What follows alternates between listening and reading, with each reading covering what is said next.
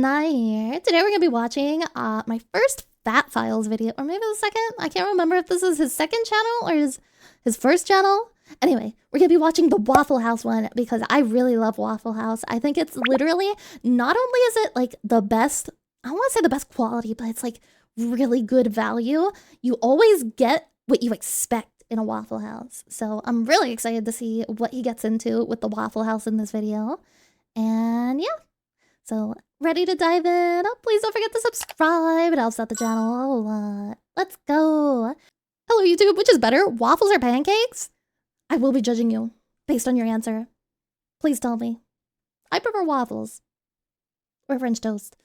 Actually, you know what? French toast wins on both of those. Alrighty, alrighty. Are we ready? Say that is. So you hate pancakes? For fuck's sake. Wow, you like waffles? I guess you hate pancakes.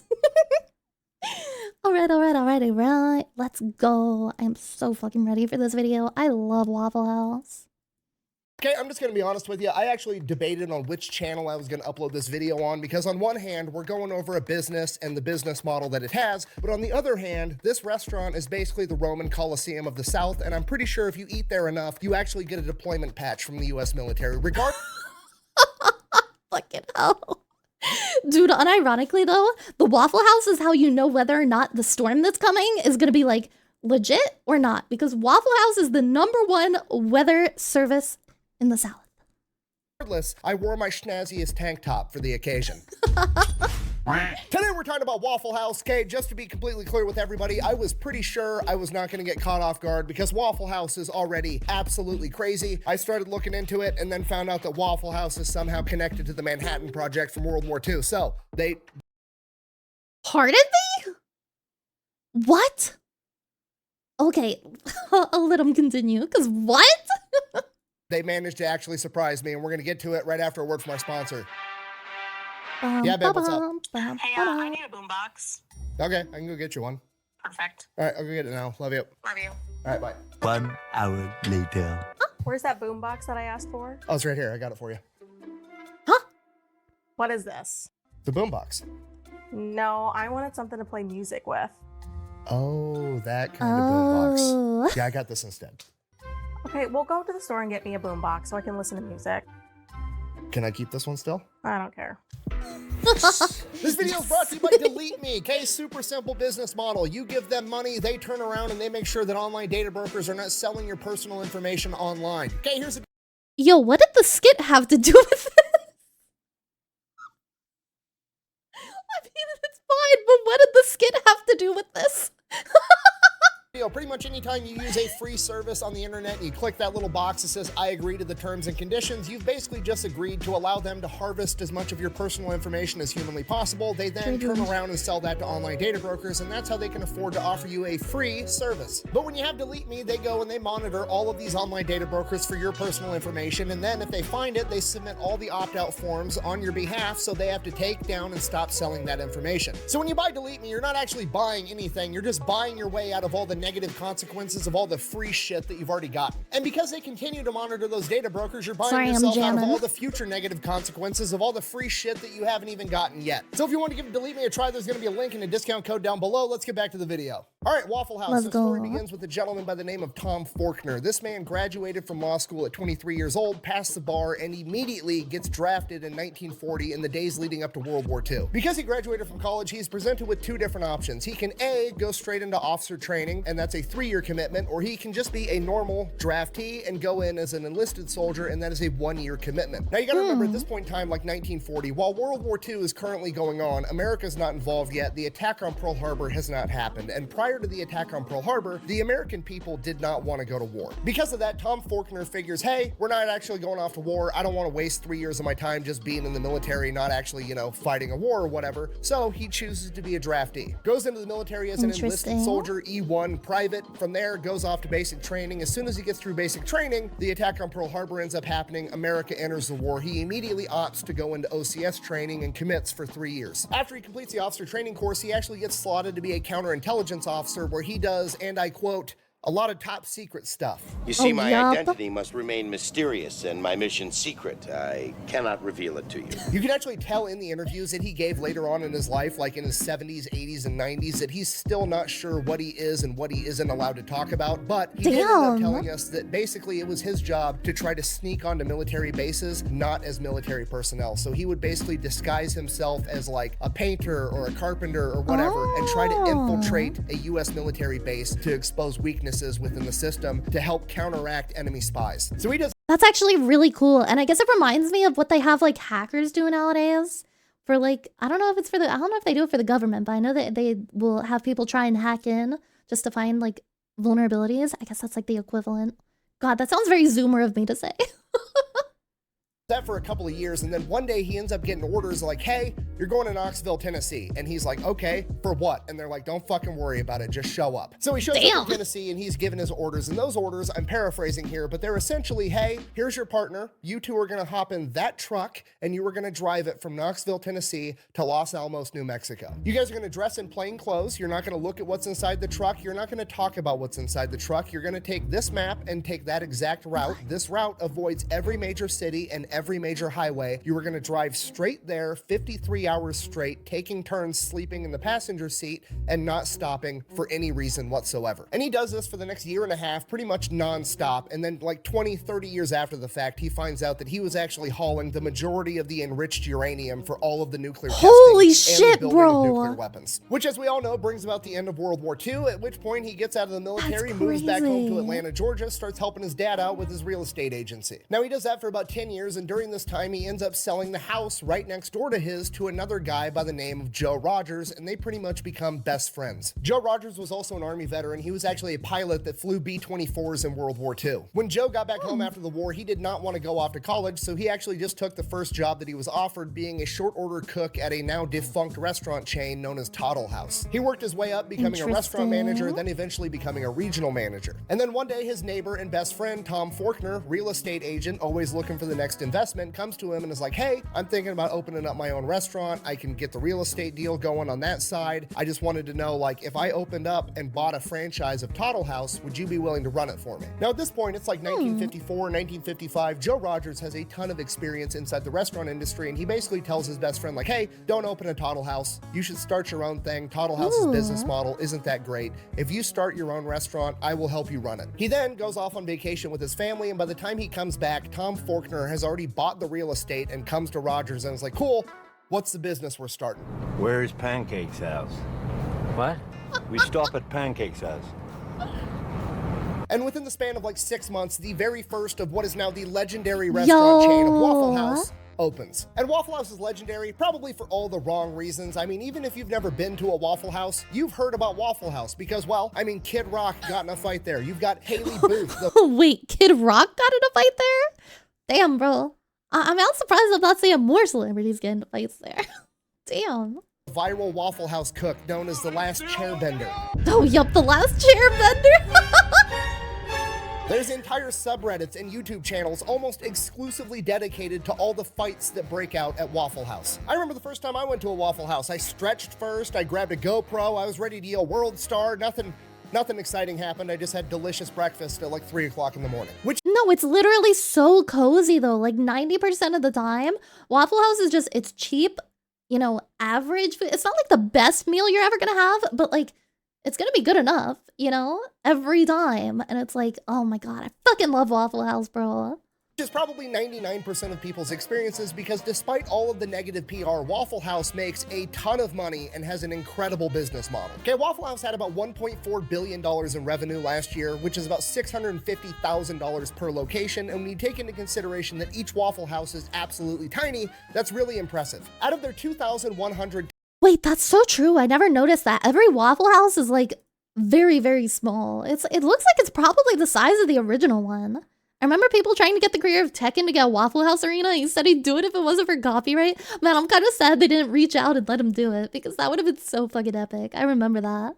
tiny Waffle House locations, their yearly stats are 58 million cups of coffee, 124 million waffles, 153 million servings of hash browns, 272 million eggs, which is about 2% of all the eggs consumed in the United States of America, and 85 million strips of bacon. Yes, I did the math. That is about 8,000 miles worth of bacon. I worried what you just heard was, give me a lot of bacon and eggs. What I said was, give me all the bacon and eggs you have. So Waffle House is obviously doing something right. What exactly are they doing? Well, it all comes down to their business model and their branding. Now, with the Waffle House branding, all the negative PR about fights always breaking out at Waffle House, in a way, has actually helped them out a ton because it's Waffle ironically House, positive, by and large, though, is pretty much a regional chain. It's primarily down in the South. Yet, Waffle House has become a household name pretty much everywhere in America. You could have never even seen a Waffle House, and you already know Waffle House is open 365 days a year, 24 hours a day, and they serve breakfast. Why do you know they serve breakfast? Because their name is fucking Waffle House. I mean, look at this sign. You're driving down the road, you see that, you know everything you need to know. They sell breakfast. The end. Do that with another breakfast place. If you're not from there and you don't know what a Denny's or a Perkins or an IHOP is, you have no idea. It's just a restaurant. Maybe Waffle House, they're selling waffles. I feel like IHOP is pretty I mean, I guess because it has it on the sign, the International House of Pancakes, I think. I don't know. I think it does. But he's right about the Denny's thing. You have no idea what Denny's is unless you go into the Denny's. Waffles, which means there's like a 99% chance they sell other breakfast food. Fucking sold. I'm in. So already, the branding is absolutely incredible, but here's the true genius of it. Why did they call it Waffle House? Why didn't they call it Breakfast House or Bacon House or Hash Brown House? It's because waffles had the highest profit margin. I cannot stress to you. Oh yeah, I actually remember hearing that. Bro, unironically though, Hash Brown House would go crazy. Tell me I'm wrong, like getting different kinds of hash brown meals. I'm sorry, I love potatoes. Enough how absolutely genius that is, right? Because you don't need to sell breakfast, all right? Everybody's already in on breakfast, okay? I could be blackout drunk at 4 in the morning and you could ask me, hey, do you want breakfast? I'm coming up like the Undertaker every single time. And then you go, the only thing open right now is Waffle House, okay? I was already sold on breakfast from the get-go, but because Waffle House is where we're going, guess what? I'm sold again. A motherfucking waffle, and they're making more money. It makes sense that Tom Faulkner was a counterintelligence officer because the man literally said 2 words and has already subconsciously tricked you into ordering the most expensive thing on the menu that makes him the most money. So the branding of Waffle House is both simple and brilliant, and the rest of the business model matches that to a T. Okay, all Waffle Houses are like virtually identical. They're very small. They only seat like 30 people, and you can actually see the cook making you your food. Now, see, that's another thing I really love about Waffle House though, because like with McDonald's and like other kinds of chains, they have like regional like buildings, like their buildings change depending on what kind of neighborhood they're in. Waffle House don't fucking change. Waffle House is Waffle House. It's always Waffle House, and it always will be Waffle House. You can see a Waffle House from a mile away. You know it's a Waffle House. I fucking love that about Waffle House. I'm a fucking Waffle House enjoyer, as you could tell. Glance, you're just like, oh, they're just going for that like 1950s drive-through type of a vibe, which they are, but there's way more to it than that. Because the restaurant is so small, the kitchen never has the opportunity to get bogged down, meaning that they're moving tables very, very quickly. So instead of having one kitchen and 100 customers, you've got one kitchen and 30 customers, and you can just turn those tables over 3 times faster, which pretty much guarantees that every customer is gonna get exactly what they wanted, okay? They're not going in there for 5-star dining. They're going in there because they're hungry and they want breakfast. And now and another thing, I feel like every Waffle House I've been in, like the workers are not stressed. Maybe like, I don't know, maybe they're really good at hiding it, but like just because it's such a small restaurant, so they only have so many tables per worker and you only have so many workers, like it doesn't seem like it's very, like it's still gonna be stressful. It's like it's food service, you know, but it seems a little less stressful most days. Like, all of the people that I've spoken to at Waffle House seem very chill and very relaxed, so. Now they're gonna get breakfast really quick in a small setting that doesn't feel like a packed restaurant where they have to wait in line to be seated. And I know what you're thinking. What if one Waffle House just reaches its maximum capacity, right? What if it's then just people wait outside with a line out the door 24/7 every day of the year. Waffle House surely would build a bigger Waffle House, right? No, we're gonna take the same parking lot and right next to that first Waffle House, We'll we're gonna build build a another one. second fucking Waffle House, okay? The plan is working, and if it's not broke, don't fix it. Which is one of those things that seems dumb, but is actually brilliant. So obviously speed is key to this business model, and they've done themselves a big favor with their menu because their menu is overwhelmingly simple, okay? It's literally one side of one piece of paper. Okay, the entire menu is comprised of like 10 things. They have man. waffles, It's sausage, perfect. bacon, ham, eggs, toast, biscuits, gravy, butter, and syrup. Guess how many And it's all affordable as fuck, which is so nice. flavors of syrup they have? One, it's fucking syrup flavored syrup. The entire menu is simple, exactly how it's supposed to be. Oh, sorry, they have hash browns too. Sorry, 11 things, not 10. Anyways, moving on. Another reason they do so good is they actually might be the best fast food chain when it comes to taking care of their employees. They pay them higher than average, they have super flexible schedules, and they're one of, if not the only fast food chain that actually offers all their employees healthcare and dental insurance. Wait, Okay, really? know I what you're didn't know thinking. You're that. like, okay, but really, how good are they actually treating the Waffle House employees? I got the one stat that's everything you need to know, okay? Waffle House treats their employees so well that employees are willing to commute into a natural disaster to work at a different Waffle House when the occasion arises. Yeah, Waffle House is open Damn. 24 hours a day, 365 days a year, and they fucking mean it, okay? Whenever there's like a hurricane coming or some type of impending natural disaster, Waffle House organizes what they call a jump team, a bunch of Waffle House employees from a different region that's going to be unaffected because they know that their local employees are going to be busy taking care of their own family and their own houses I during a didn't know hurricane. that. So they bring in teams from outside the region to work inside of a natural fucking disaster, and they're willing to do it. I never said thank you.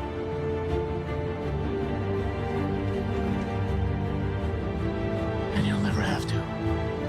Dude, I actually did not know that. Like, I thought that was just the people who work through it, but that's actually really nice. I really love that idea. Man, I feel like that should be a more common thing because, like, shit, if you want to keep your business open, the way that you keep people from calling in is by doing that. So they can take care of their families, like you said. Oh my god, that's so nice. Okay, They have a McDonald's special can barely get their forces. employees to show up on a good day, and Waffle House has employees volunteering to commute into a fucking hurricane to make breakfast. And this is the most impressive part of the business because Waffle House has the best logistics and preparedness of any company I've ever seen ever. The only entity that beats them in logistical capacity is the United States military. Waffle House is literally ready for absolutely anything. Every single Waffle House has the playbook inside of it The that details playbook. exactly how the staff is supposed to handle literally any type of emergency or situation that could possibly arise. And if for some reason the situation comes across that isn't in that playbook, after it happens, they immediately add it to the playbook. It covers Damn. tornadoes, hurricanes, floods, a hole in the roof from a branch falling, a car driving into the restaurant. You can drive a car into Waffle House and they're still planning on staying open. The playbook even Damn, has that's detailed crazy. plans for every type of disaster for what the local employees, while they're not working, should go home and do to make sure that their house and their family are safe as well. Every single Waffle House has a backup generator. The stovetop, it runs on Damn. propane, and they have a bunch of extra propane tanks on hand. Flashlights, candles, batteries, backup water. They have a special menu of what they're able to serve when the water is out and they're running on reserve water. When a Waffle House location is going to be in a disaster area, that Waffle House stocks up on extra food, and then all of the neighboring locations in the unaffected area also stock up and stage food there to get them more food when they need it. If Dude, why is this like the most prepared business I've ever heard of in my life? I didn't know it went this deep. Holy shit, man. Waffle House is a standing structure, those motherfuckers are serving breakfast come hell or high water. I'm not leaving. I'm not leaving. I'm not fucking leaving! Waffle House is so good at this that FEMA uses them to gauge how bad natural disasters really True. are. Yes, FEMA, the Federal Emergency Management Agency, literally uses the Waffle House Index to gauge how bad a disaster is. Okay, That's how we use it down here too. That's how people in the South use it. If the Waffle House is closed, you know you gotta go. The Waffle House is open, you'll be alright. Green, Waffle House is running as normal. Yellow, Waffle House is using the backup generator or having to use an altered menu. Red, Waffle House is closed. People are probably already fucking dead by that point. Waffle House is literally the Terminator of the fast food industry, okay? The fact that the federal government, probably the most powerful entity on the planet, maybe ever, looks at a chain of restaurants and is like, man, if Waffle House is closed, we need to mobilize the National Guard is fucking crazy. Now, maybe you guys are thinking the same thing I was at this point in my research, and I'm like, man, I need to invest in this company. I need to see if I can open up my own Waffle House franchise. This company's awesome. And this is where the bad news comes in. I mean, technically you can franchise a Waffle House, but most of us probably can't. The company is privately owned. It's not on the stock market. It's still owned by the families of the original two founders. Wait, that's and awesome. While they do allow franchises, they are super picky about who they let buy in to have a franchise, and they make it very, very expensive to buy in to make sure this is actually what you want. And while Wow, so it all makes sense why they're so good. They're not publicly traded. Who could have told you that? that is unfortunate, I think it's actually kind of awesome. It's a company that actually has morals and cares about their image more than they care about next quarter's profits, okay? It's a company that has committed themselves to making breakfast under any circumstances, and they're gonna see that through till the very end, even though they could probably make way more money by just selling franchises and letting whoever the fuck throw up a Waffle House. And now To be fair, I mean, they could, but I feel like because of how picky they are, it probably makes them more money, if anything. Because, like, I feel like if you let anyone open them and then they start getting run shitty, like, nobody's going to want to go to Waffle House. Like, the reason people go to Waffle House is because it's reliable. The second it becomes unreliable, like, no one's going to go there. So... Now for the fairy tale ending, Joe and Tom worked together as best friends for 62 Aww. years to build Waffle House into what it is today. They both passed away at the ages of 97 and 98, and now Waffle House and their legacy lives on as that company is still being operated by their kids, and that is the American dream. Get together with one of your best friends, pick a goal, even if it's something as simple as serving breakfast to people, and never let anything get in between you and achieving your goal, even hurricanes and floods and natural disasters. That's such a good apparently. message. Work with your best buddy for 62 years straight and then die together and hand it off to your kids. That's literally the dream. Like, that's the fucking dream, bro. Like, full stop. That's awesome. In conclusion, Waffle House is the most American company ever, and that's why I love it. Thank you for watching. Best way to support the channel is go buy some merch over at thefatelectrician.com. Quack bang out. Yup, damn, that was so good. Just two homies that dedicated their life to serving my drunk ass breakfast at 3 a.m. Real? I'm gonna get teary-eyed next time I go to a Waffle House. Oh my god, so real. He's so fucking real for that. I feel the same way. I'll probably get teary-eyed going to Waffle House next.